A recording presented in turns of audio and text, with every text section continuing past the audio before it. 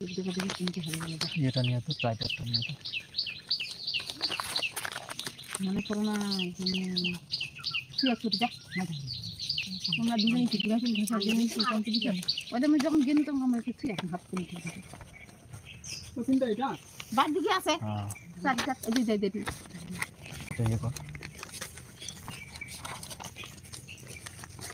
তোমরা তো সব কিছু জানো, শুনেছো। তো আমি আজকে এসেছিলাম বিশেষ একটা কাজে, বলতে মানে এখানে নাকড়াকুড়িতে। আমার শাশুড়ি মাতা তো আসেননি, ও হচ্ছে কর্দবাড়িতে আছে। আর এখানে এসছি, এই যে এগুলো চিঠি নিয়ে এসছি, মানে এই গ্রামে দিতে হবে। আর এটা আমার ভাই, এটা মামার ছেলে হয়। আর এটা তো মামি, তোমরা জানোই। এই যে দুই দিদা, বর্মা হবে, ওটা দিদা হবে, এটাও দিদা। ও বলছে মানে এই দিদাগুলো বলছে যে তুই একটা লাইভ কর ইমিডিয়েট। মানে আমরা ভিডিওই করতে পারছি না, মানে মানুষকে যে জানাবো একটা কথা, ওটাই আমাদের মানে পরিস্থিতি, আমাদের মানে কি বলবো এখানে, মানে বলার কোনো আমাদের কিছু নেই। আমাদেরও ইচ্ছা, আলপনার তো জীবনের সব থেকে বড় ইচ্ছা ছিল যে জন্ম মৃত্যুর এই মানে মায়াতে যেন না থেকে ভগবানের শ্রীধাম সেই গোলক বৃন্দাবনের যেন থাকতে পারি, যেখানে জন্ম মৃত্যুর ভয় নেই। জন্ম হলেই মায়া, আর মায়া হলেই কষ্ট, আর মৃত্যু হলেও তো তোমরা জানো কত কষ্ট। তো বেচারি জীবনে কিছুই পায়নি। বেচারির সঙ্গে আমার 2013 সালে প্রথম দেখা হয়। তারপর তো 2017 সালে 10ই জানুয়ারি আমরা বিয়ে করি। আর অনেক লং টাইম, বিশাল সম্পর্ক, যেগুলো কোনো দিনও মানে কাটানো আমার পক্ষে সম্ভব না। আজকে আমি হয়তো তোমাদের কিছু প্রশ্নের উত্তর দিতে পারবো না আমি, কিন্তু কিছু এতটুকুই বলবো। তারপরে এতটা সময়, লং টাইম আমাদের জীবনটা কেটে গেল। বাড়িতে প্রথম অবস্থায় সমস্যা ছিল, বাড়িতে মেনে নিয়েছিল না। তো আমি ভেবেছিলাম যে যেখানে আমার যে আমার জীবন, যাকে আমি এত ভালোবাসলাম, তাকে মেনে নিল না, তাহলে আমিও চলে যাব।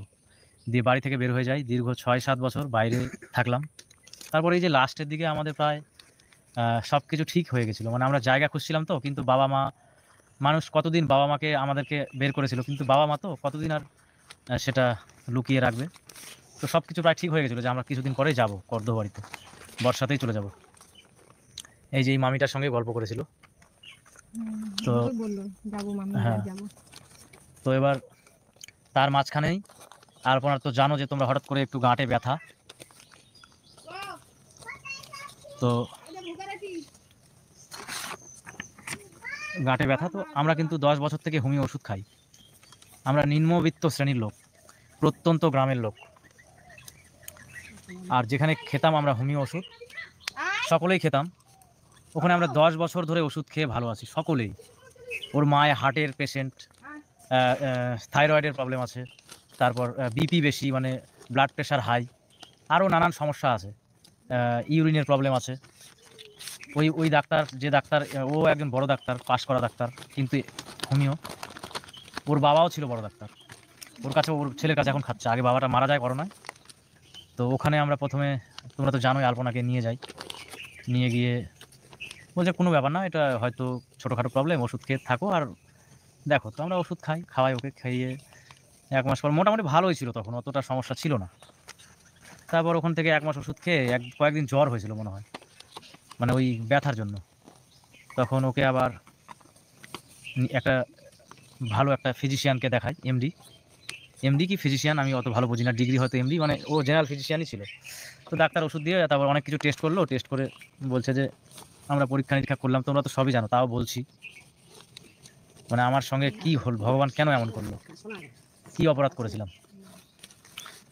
তো তারপর দেখাই 1 মাস হোমিও ওষুধ খেয়ে। তারপর বলছে যে ঠিক আছে, ওর আয়রনের কম আছে শরীরে, এই ট্যাবলেট দিলাম, এই দিলাম, ওষুধ খাও, ঠিকঠাক হয়ে যাবে। আর ব্লাড ট্রান্সফ্লেশন করতে যেও না, কারণ আমরা ব্লাড কৃত্রিমভাবে তৈরি করা যায় না, আমরা জোর করে ব্লাড ট্রান্সফ্লেশন করি। কিন্তু ন্যাচারালভাবে ব্লাড ট্রান্সফ্লেশন কিন্তু ভালো না। মানে একটা অন্য কারো রক্ত তুমি নিচ্ছ তোমার শরীরে জোর করে, হয়তো বেশিরভাগ ক্ষেত্রে সাকসেসফুল হয়ে যায়, কিন্তু অনেক রকম প্রবলেম ধরা পড়ে পরবর্তীতে, মানে প্রাণহানিও হতে পারে, যতই তোমার গ্রুপ একই থাকুক। আর এমন কিছু তোমার ওয়াইফের রক্ত একদম যে এখনই নিতে হবে, কিছুদিন দেখা যাবে। তো তখন আমরা ভাবছি ঠিক আছে, আর আলপনা একটু ওগুলো মানে একটু ভয় করবে যে এই আমি নিব না, তারপর ওই যে হ্যান ত্যান এরকম। তো চেষ্টা করি ওষুধ খেয়ে। তো তারপর ওখানে 1 মাস ওষুধ খেয়ে ওর ব্লাডের লেভেলটা কমে যায়। তখন তো আমাদের চিন্তায় পড়ে গেছিলাম, মানে ব্লাডের লেভেল কমে গিয়ে যে ও একদম মানে এই যে বিছানায় শয্যাগত হয়ে যাচ্ছে ওরকম না, ভালোই আছে কিন্তু লেভেল কম। আমরা ওকে গঙ্গারামপুর হসপিটালে গিয়ে, ওর তো ও নেগেটিভ ব্লাড ছিল, ওর শরীরে যেটা ব্লাড সেটা ও নেগেটিভ, কিন্তু সব জায়গায় পরীক্ষা করে আসছে এবি পজিটিভ, তোমাদের তো বলেছি। তারপর এবি পজিটিভ ডোনার নিয়ে হসপিটালে যাই, হসপিটালে দেওয়া হয়। তারপর হসপিটাল থেকে তো সঙ্গে সঙ্গে ব্লাড দেওয়া হয় না, বলে যে 10টার সময়, রাত্রি 10টার সময় আসবা। রাত্রি 10টার সময় ব্লাড নিতে গিয়ে বলছে যে তোমার ওয়াইফের ওর এবি পজিটিভ না, তুমি যেটা বলেছিলে ও নেগেটিভ, ও নেগেটিভই, কারণ এটা ব্লাড ওর শরীরে মানে লোহিত রেড রেড ব্লাড সেল কমে যাচ্ছে আর WBC বেড়ে যাচ্ছে, যার জন্যে বা রক্তটা একটু ভাঙছে, কী কারণে জানি না, বা রক্ত কম, এই সব কিছু বলেনি যে রক্ত কম। তো সেটা সহজে আইডেন্টিফাই হবে না, অনেক রকম পরীক্ষা করে ও নেগেটিভই বেরোয়েছে। তারপরে বললো যে তুমি ও নেগেটিভ ডোনার নিয়ে আসো। এবার আমি ও নেগেটিভ ডোনার গত 4 বছর আগে যে ছিল তাকে আবার ডাকলাম।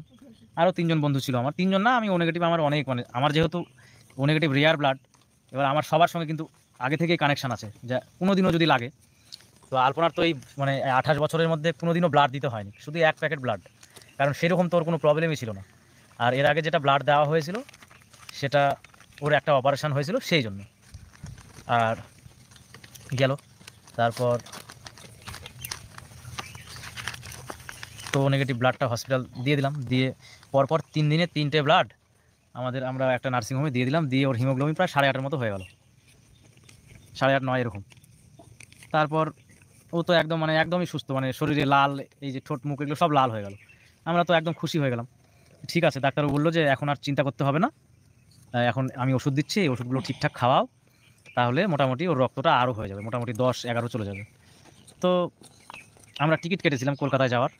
তো যে ডাক্তারটা দেখাবো ভালো, তো সেই ডাক্তারটা বললো যে আমি 2 দিন পরে আসছি, তো তোমরা আসবে। আমরা তাহলে, আলপনা বলছে আমি যাবো না। আমি বলছি চলো তাহলে ওখানে গিয়ে অন্য কোনো ডাক্তার, তো যাবেই না। তো ওখানে থেকে গেলাম 2-3 দিন, থেকে তো জ্বর ছিল, তো আমরা টিকিট সেদিনই কেটে নিয়েছিলাম, তো ওই জ্বর অবস্থায় ওকে নিয়ে চলে গেছি। তো কলকাতায় নিয়ে গিয়ে প্রথমে কলকাতা আগেই নদিয়াতে একটা হসপিটালে ভর্তি করেছিলাম, নামটা আমার মনে নেই, জওহরলাল নেহেরু কিছু একটা হবে, JNB কি এস এরকম, JNS নাকি এরকমই হবে। তো হ্যাঁ, ওখানে ভর্তি করে, তো ওখানে ওদের কাছে ব্লাড নেই, ওখান থেকে সোজা নিয়ে চলে যাই অ্যাপেলোতে।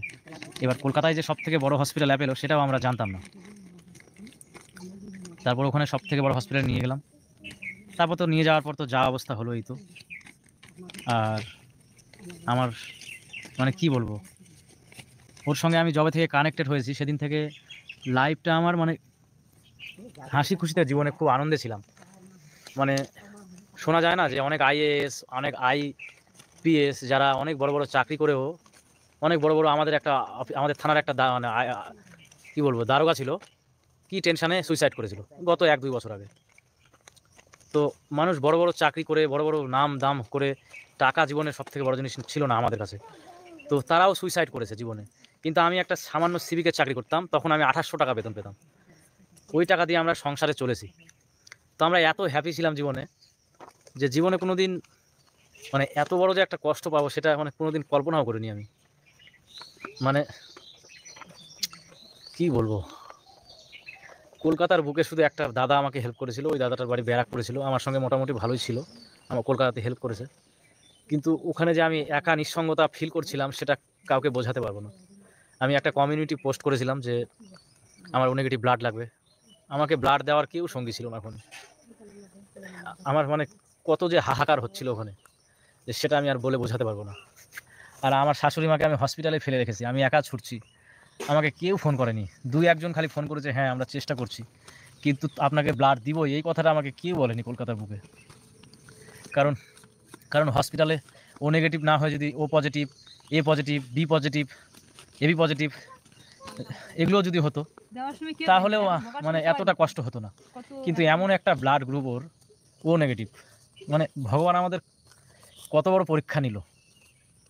তো ওখানে গিয়ে আমার শাশুড়ি মা তো না খেয়ে আছে, আমি তো আজকে দিয়ে 10 দিন হলো কিছুই খাইনি, ভাত খেয়েছি শুধু, আজকে প্রথম। আমাদের নিয়ম আছে তো, কেউ চলে গেলে খাওয়া যাবে না, ফল টল একটু খেয়ে থাকতে হবে 2 বার অল্প করে। আর আমি ভেবেছিলাম যে আজকে হয়তো একটু ভাত খাবো, তো কালকে একটু মানে আমি প্রথম মানে এই কয়েকদিনের মধ্যে একটু সুস্থতা ফিল হালকা করছিলাম, মানে এই কারণে মানে আমার শরীরে মানে বুকে ব্যথা করছে। আমার শাশুড়ি মা আমাকে বলছে যে তুমি এত ভেঙে পড়লে হবে, তোমাকে নিয়ে আমাকে বাঁচতে হবে, তুমি ছাড়া আর আমার কে আছে। তো বেচারি, আমি তো স্বামী হই, ওর সঙ্গে আমার 12 বছরের সম্পর্ক, তাতে মনে হচ্ছে যে 12 যুগের সম্পর্ক। আর যে বেচারি মা হয় তার অবস্থাটা কি হয়েছে। তো তো এর মাঝখানে কলকাতা সেই হসপিটালে তো অনেক ধরনের সমস্যায় সম্মুখীন হতে হয়েছে। তো তখন আমাকে আমার পাশে দাঁড়ানোর মতো কেউ ছিল না, আমাকে বুদ্ধি দেওয়ার মতো কেউ ছিল না। তখন শুধু আমি নিঃসঙ্গতা আর বুকের মধ্যে আমার যেটা আভি একটা থাকে না, সেটা কুড়ে কুড়ে খাচ্ছিল যে ঠাকুর আমি কি, আমাকে আলপনাকে তুমি ঠিক করে দাও যে করে হোক। আমি বলেছিলাম যে মানে লাস্টে এমন হয়েছিল যে আর যদি ওর যে গল ব্লাডারে যে স্টোনটা হয়েছিল, সেই স্টোনটা যদি আমরা 1 মাস আগে অপারেশন করে নিতাম, তাহলে এতদিন আলপনাকে আর বাঁচানো যেত না, তাহলে আগেই শেষ হয়ে যেত। তো গল ব্লাডারটা কোনো ম্যাটার না, ডাক্তারবাবু বলছে যে গল ব্লাডার, স্প্লিন, তারপর জন্ডিস, সারা বছর জন্ডিসের ওষুধ খেলেও ভালো হতো না, তার কারণ অন্য প্রবলেম। তো আমার ওয়াইফের এই যে যেটা গল ব্লাডারে স্টোন হয়েছিল, সেটা জাস্ট 1 সেন্টিমিটারের ছিল। বলছে মানুষ 8-9 এরকম সেন্টিমিটারে এতগুলো পাথর হয় নাকি, তো ওর একটা সামান্য, ওটার জন্য কিচ্ছু হয়নি। আর ওটা যদি অপারেশন করতো হয়তো রুগী আরও সিরিয়াস হয়ে যেত বা আরও কিছু প্রবলেম হয়ে যেত।